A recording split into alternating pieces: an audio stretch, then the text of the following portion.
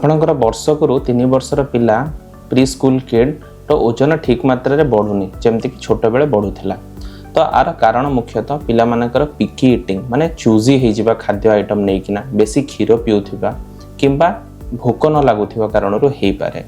तो आर समाधान पे आमे पिला मानकु यूजुअली तांकर ग्रोथ मॉनिटरिंग करिया दरकार एवरी विजिट रे।